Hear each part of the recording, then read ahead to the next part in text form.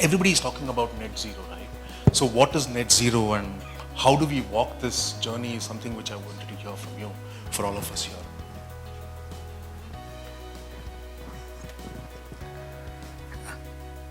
Good evening, everyone. Net zero, Abhishek, I think is becoming one of the very talked about buzzwords, especially after COP26 commitments which are given at a country level. So net zero as a concept, if we really see, it's nothing but whatever we are consuming, we're balancing that out in the sense of whether it is energy, water or waste. In case of energy, whatever our consumption is, if we are able to equalize that amount of energy by generating through renewable sources so that our natural balance is intact, that is what the net zero concept is. In case of many buildings and especially for hotels, it is also becoming more important because of the simple fact that all the hotel buildings are 24/7 operations. And as Mr. Mohan has also presented in his slide, OPEX is definitely one of the bigger concerns for most of the hotels. So how do we bring in the energy efficiency?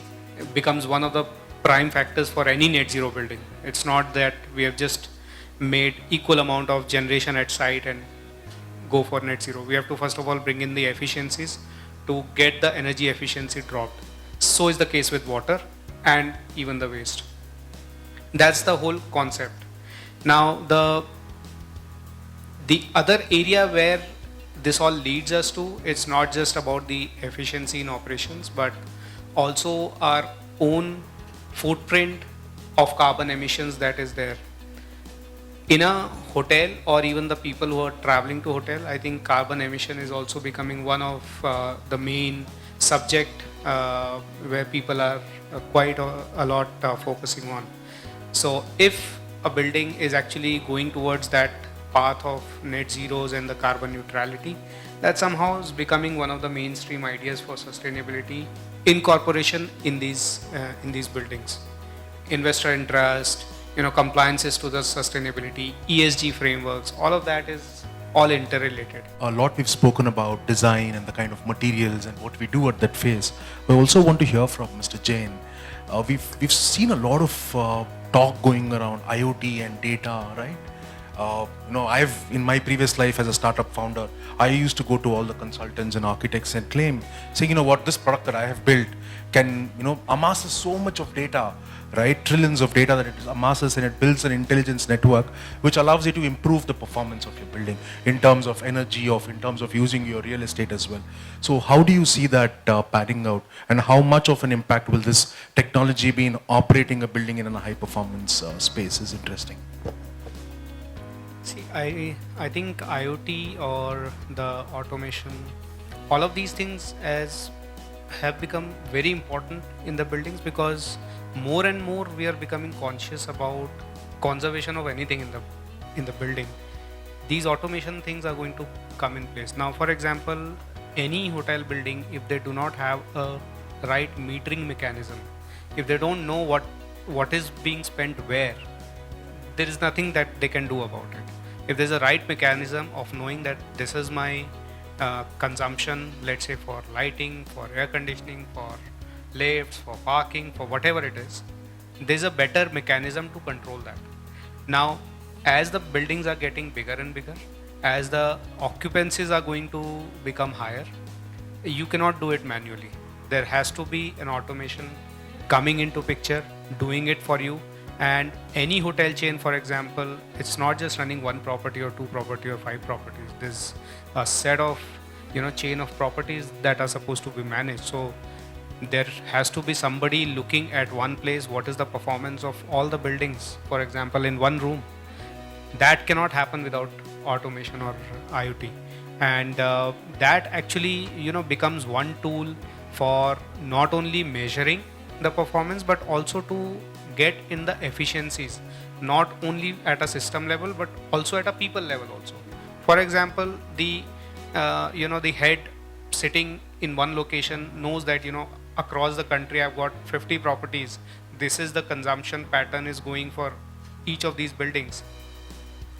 Out of 50, there are 5 of these which are really not behaving well in certain parameters. He simply can talk to the general manager of those properties or the chief engineer of those properties to see what's wrong, and that ways the people element also can come into picture without really doing it manually. You need to have more automation coming into picture. Also, automation from a perspective that when we make buildings energy efficient, we have done a good design.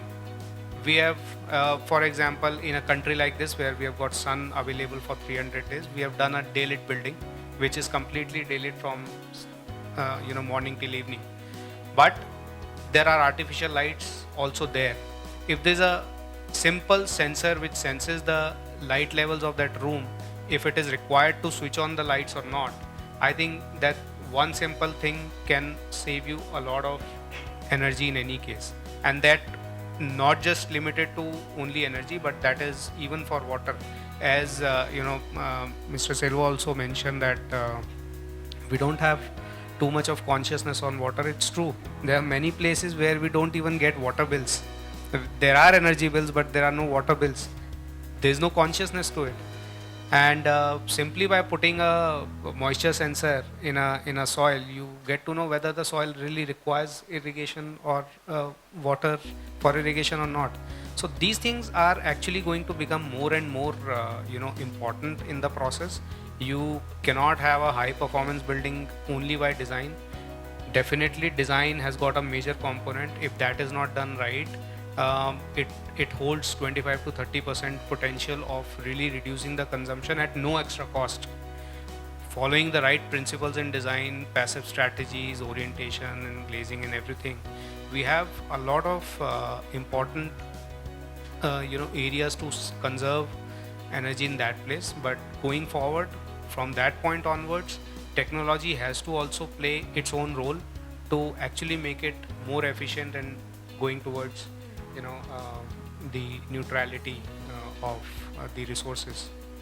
One also important area which is not really given that much of importance is also a waste. There's a lot of waste which is generated not only from hotel buildings but everywhere. We don't have right standards for those also, where there is no consciousness. So we keep getting heaps of the waste in different cities, but unless we handle the waste properly, it is not going to solve the problem. So all these things are interrelated, and any high performance or a carbon neutral or a net zero project has to really look at holistically all of these areas, how do they matter. And automation plays a very important role, because manual intervention, I might forget to switch off the lights after we walk out of this room, but if there's a sensor doing its work, it's good.